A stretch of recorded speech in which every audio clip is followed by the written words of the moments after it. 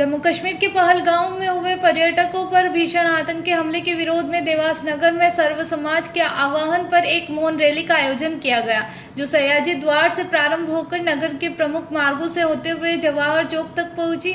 मौन रैली में बड़ी संख्या में नागरिकों, सामाजिक संगठनों, युवाओं, महिलाओं और व्यापारियों ने सहभागिता दी। रैली जैसे जैसे नगर के विभिन्न मार्गों से आगे बढ़ती गई, वैसे वैसे व्यापारियों ने अपने प्रतिष्ठान छोड़कर रैली में सहभागिता दी। शहर के बाजारों में बड़ी संख्या में जनसमूह उमड़ पड़ा और लोगों ने रास्ते में खड़े होकर श्रद्धांजलि अर्पित की।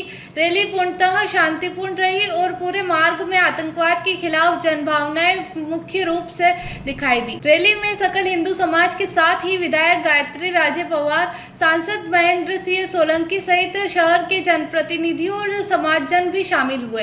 रैली के समापन पर जवाहर चौक उपस्थित जनसमूह ने पहलगाम में हुए मारे गए निर्दोष पर्यटकों को श्रद्धांजलि अर्पित की। इसके पश्चात राष्ट्रपति के नाम ज्ञापन एसडीएम बिहारी सिंह को सौंपा गया, जिसमें जम्मू कश्मीर में व्याप्त असुरक्षा को देखते हुए तत्काल राष्ट्रपति शासन लागू करने, मारे गए यात्रियों के परिजनों को समुचित मुआवजा देने और दोषियों को शीघ्र गिरफ्तार कर कड़ी सजा देने तथा आगामी अमरनाथ यात्रा के लिए तीर्थयात्रियों को सुरक्षा हेतु विशेष बलों की तैनाती करने की मांग की गई। ज्ञापन में यह भी उल्लेख किया गया कि देश भर में योजनाबद्ध तरीके से हो रहे हिंदुओं पर हमलों के विरुद्ध केंद्र सरकार को कठोर कार्रवाई करना चाहिए। बताइए राजा साहब, एक काफी संख्या में सर्व हिंदू समाज यहाँ इकट्ठा हुआ है, ज्ञापन भी दिया है और हम कहें कि पूरे देश में आक्रोश है कहीं न कहीं जो कश्मीर की घटना के बाद। क्या आपका कहना है? पहलगाम में जो आतंकी हमला हुआ उसमें हिंदुओं को खास तौर से केंद्रित किया गया,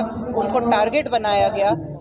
इसी के विरोध में आज हम लोगों ने ये मौन रैली निकाली है और केवल कश्मीर में ही नहीं, पूरे देश में हिंदुओं में भय का वातावरण है इससे।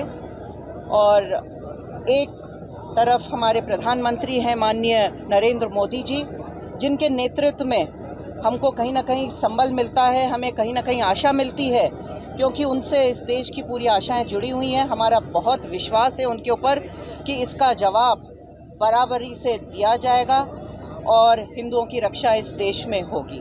एक ज्ञापन भी दिया गया, क्या मांग की गई? ज्ञापन के माध्यम से महामहिम राष्ट्रपति जी के नाम पे ज्ञापन दिया गया जी। इस ज्ञापन में इस आतंकी हमले का विरोध किया गया है।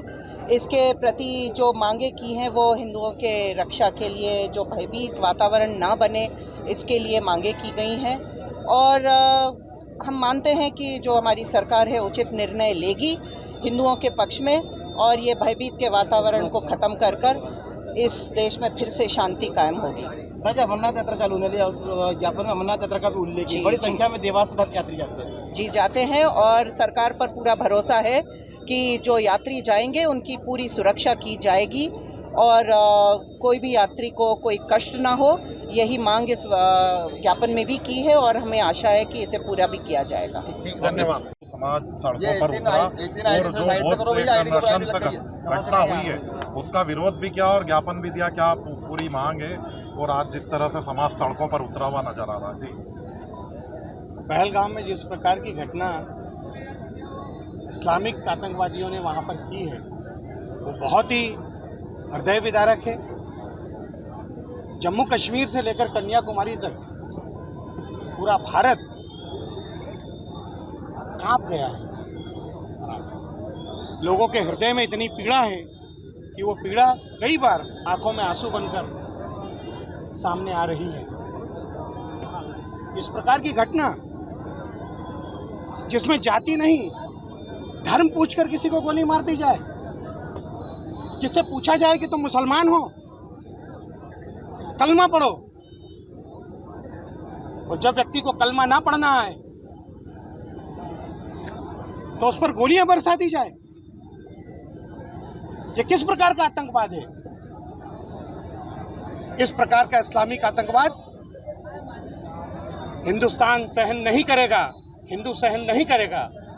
ये देश के प्रधानमंत्री आदरणीय नरेंद्र मोदी जी का देश है और देश के प्रधानमंत्री आदरणीय नरेंद्र मोदी जी चुप नहीं बैठने वाले। पाकिस्तान और इस्लामिक आतंकवाद के ऊपर ऐसी कार्रवाई होगी कि इनकी रूह कांप जाएगी। आज इसी बात का विरोध करने के लिए सर्व हिंदू समाज के द्वारा यहाँ पर मौन रैली निकाली गई थी, जिसमें राष्ट्रपति जी के नाम जिला प्रशासन को ज्ञापन भी सौंपा गया है। हिंदू समाज अपने अधिकारों को लेकर सजग है। हिंदू समाज अपनी लड़ाई लड़ने के लिए भी तत्पर है। इस प्रकार की घटना को बिल्कुल भी भारत में बर्दाश्त नहीं किया जाएगा। आपातकालीन अब जो है बैठक भी बुलाई गई है, तुरंत जो है गृह मंत्री जी भी वहां पहुंचे, माननीय प्रधानमंत्री जी भी आए। क्या लगता है आपको अब जो है एक बड़ा निर्णय जो है देश के प्रधानमंत्री आदरणीय नरेंद्र मोदी जी इस घटना को लेकर बहुत व्यथित है।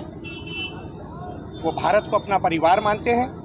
निश्चित मानिए कि देश के प्रधानमंत्री आदरणीय नरेंद्र मोदी जी, गृह मंत्री आदरणीय अमित शाह जी मिलकर पाकिस्तान और इस्लामिक आतंकवाद के ऊपर ऐसी कार्रवाई करेंगे कि इनकी रूह कांप जाएगी।